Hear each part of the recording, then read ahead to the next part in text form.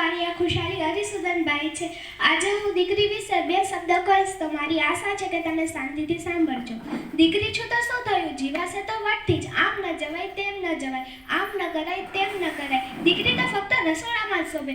આવા વિચારોવાળા અમારા ઘરની ગટરમાં શોભે છે. 7 વાગ્યા પછી ઘરની બહાર નહીં જવું, કારણ કે દુનિયા બહુ ખરાબ છે. પણ એમ કેમ નથી કહેતા કે બેટા કરાટે ક્લાસ જોઈન કરી લે, દુનિયા બહુ ખરાબ છે. દીકરી 5 મિનિટ લેટ થાય તો એના ઉપર હજારો સવારનો વરસાદ આવે, અને એનો જ દીકરો રાત્રે 12 વાગે નશામાં દૂધ થઈને આવે તો ગરમ પકવાનનો પ્રસાદ મળે છે. સાચો શું છે એ જાણીને અવાજ ઉઠાવનારી, ખોટું થાય છે એ જાણીને અવાજ ઉઠાવનારી દીકરી બગડેલી. સાચું શું છે એ જાણીને ચૂપ રહેનારી દીકરી સંસ્કારી. દીકરીને વધારે ના ભણાવાય, સારો છોકરો નહીં મળે.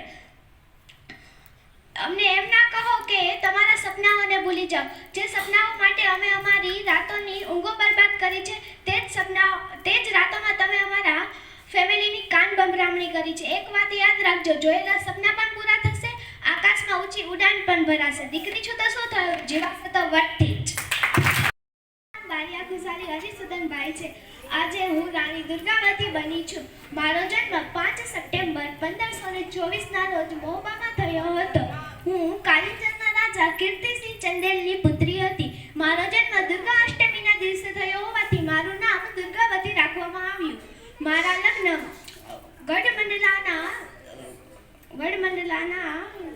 રાજા દલપત શાહ જોડે થયા હતા. લગ્નના થોડા જ સમય બાદ મારા પતિનું મૃત્યુ થયું. મારે એક પુત્ર હતો, નારાયણ. મેં નીતિ અને બુદ્ધિથી આખું રાજ્ય સંભાળી લીધું હતું. મારું વૈભવશાળી રાજ્ય અકબરની નજરે ચડ્યું. તેણે પોતાના સેનાપતિને મોટી સેના આપી અને મારા રાજ્ય પર આક્રમણ કર્યું. હું આ આક્રમણથી વંચિત હતી.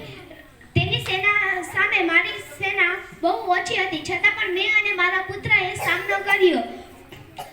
આ યુદ્ધ લડતા લડતા મારો પુત્ર મારી આંખોની સામે જ વીરગતિ પામ્યો. મારી આંખમાં તીર વાગ્યું, જેથી હું ઘાયલ થઈ ગઈ. જ્યારે મેં જોયું કે વિજયની કોઈ જ સંભાવના નથી, ત્યારે મેં મુગલોના હાથમાં આવવા કરતાં મૃત્યુનો વિષય પસંદ કર્યો અને મારી જાતે જ મારા પેટમાં કટાર ઘુસાડી અને મારું મૃત્યુ થઈ ગયું.